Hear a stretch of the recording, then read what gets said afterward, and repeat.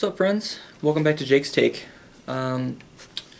Recently, I have been, I guess I'll use the word annoyed by people. Not by like any particular people, but by the masses. Um, yeah, let's get into it.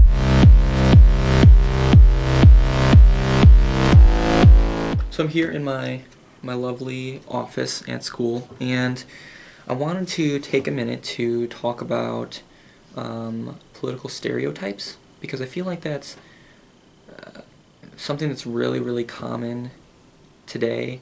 Is just that everyone stereotypes about either certain people because they're liberal or conservative, or because they're Republican or Democrat, or because they're for big business or for the needy or whatever. People stereotype very, very heavily, and I think that's mostly because they don't have a firm understanding of what it means to be Republican, or what it means to be Democrat, or what it means to be conservative, or what it means to be liberal. I think a lot of people on a very massive scale don't really understand the distinctions, and the media kind of plays to that. And you have Fox News, whose slogan is fair and balanced, when everyone knows that traditionally they take a more conservative approach to describing the news. And then you have like a news service like MSNBC, who definitely takes like a more liberal approach, and there's absolutely nothing wrong with that. But I think oftentimes the people who are watching Fox News are already conservative, and the people who are watching MSNBC are already liberal. So the media is kind of playing to that, which they're a business. That's what they're supposed to do, right? They play to their consumer base. But it has created this divide in which liberals don't agree with what's on Fox News because it's too conservative, and conservatives don't agree with what's on, say, MSNBC because it's too liberal. So that's part of the problem, I think. It's that conservatives agree with everything that's on Fox News, and I'm generalizing, so in effect I'm basically lying, but I think this is a really big problem that we have, particularly in American society. I won't generalize to other countries, but people, I constantly run into this problem, and actually just kind of wrote an article about it, but we were talking about it in our my American government seminar. People often stereotype and generalize and say that Republicans are all like hard-headed conservatives, and on the other side of the coin, Democrats are all hard-headed liberals. Republicans want to, they pander to big business, and Democrats, they just want to tax everyone and then spend. Again, I'm generalizing to give you the generalizations that and stereotypes that I hear, so that way we can kind of move forward from this. But basically, that really upsets me, because I am a Republican, but that doesn't mean that I'm conservative on every single issue. Likewise, I know a good friend of mine is a Democrat, but that doesn't mean that he's liberal on every issue. And I think for the lay voter, they just, because of the media, particularly media that most people watch, they associate themselves with an ideology based on which party they affiliate with. So if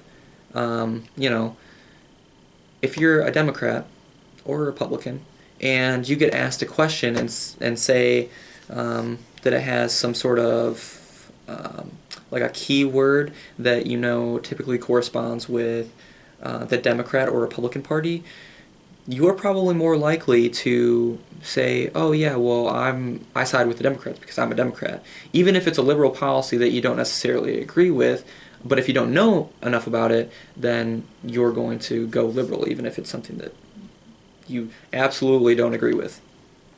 Which I think is really, really important, that you don't answer questions that you don't know enough information about. And I think this a lot of what I'm saying applies to the 2016 presidential election, because a lot of people that are voting for Trump um, don't really understand what his policy initiatives are, and that's unfortunate because, in my eyes, they're not good. Half the time I don't know what he actually wants to do, and the other half of the time he's being someone who I would rather not see as president of the United States because he's divisive. I feel like he's very ill-informed of what's going on in the world. But my political opinions aside, I guess going back to the whole political stereotypes and how I really dislike them, it's too often that people will stereotype and generalize that Republicans are doing this or Democrats are doing that, when in reality it might be just like a couple of Republicans or a couple of Democrats that are doing something that is perhaps really far right or far left, and then the entire party gets blamed for that. I saw a Facebook post just the other day that had to do with it said it was the GOP guide to women, right? And it basically just had like a bunch of outlandish, very conservative and religious views that don't generalize to the rest of the Republican Party. Like for me, I'm very, I guess I would say I'm very liberal on a lot of social issues, primarily because I don't focus on those issues, and I think that, those kind of decisions should be left up to individual people.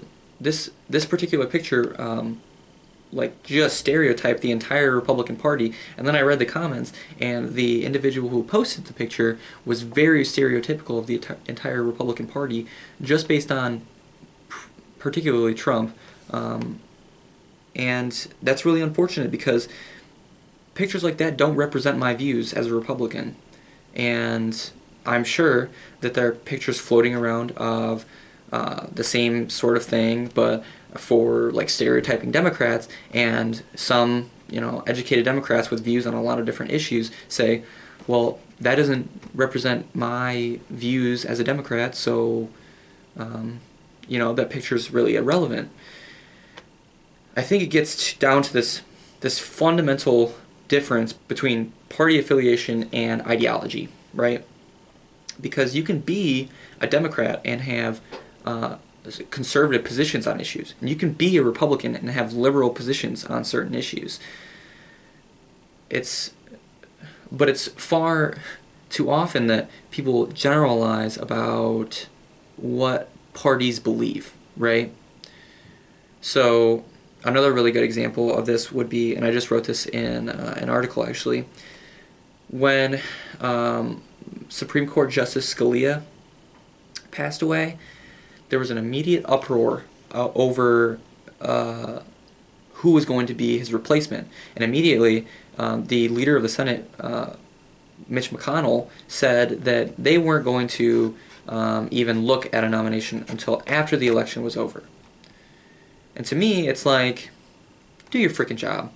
The Senate's job in regards to Supreme Court nominations is to vet the Supreme Court nomination that the president puts forward and then vote on that person. So Republicans got stereotyped as being the party of, the party of, I don't know, just being totally ridiculous because they wouldn't vote on a Supreme Court nomination. Well, that's just to me, stereotyping like that doesn't get us anywhere, right? It pits Democrats against Republicans, and it doesn't accurately represent how Republicans as a whole feel. So, for example, and this is the example that I used in my article, Senator Mark Kirk is meeting with Merrick Garland, the nominee that was put forth by President Obama, to talk about him. And Mark Kirk is a Republican, but he doesn't agree with some of the leadership in the Senate, the Senate Republican leadership specifically, about the Supreme Court nomination and the process that they have to go through. I'm the same exact way. I think that regardless of whether you're a Republican or a Democrat, it's the job of the president to put forth a nominee for the Supreme Court, and it's the job of the Senate to vet that nominee and either vote them into that open seat or not. Up or down vote, one way or the other. That's what their job is supposed to do. So to just say, oh, we're going to wait until after the election is over, months down the road, is, to me, folly. It's 100% ridiculous, and it only creates a divide between Republicans and Democrats. And for the lay person, for the person who doesn't pay that much attention to politics, that is just, it's bad, because for the lay person who's not paying that much attention, they're going to follow the party leaders. So if top Democrats say, Republicans are doing this, and top Republicans say, Democrats are doing this, then the lay Democrat and the lay Republican are just going to follow the leaders. They're not going to make decisions for themselves. So, to me, at least, political stereotypes are just the worst. They pit one side against the other, when in fact the decisions are not dichotomous. They're not one versus the other. There's a lot of gray area in between, and unfortunately that gray area isn't press-worthy, so we end up with this big cleavage between the two parties, and it grinds my gears.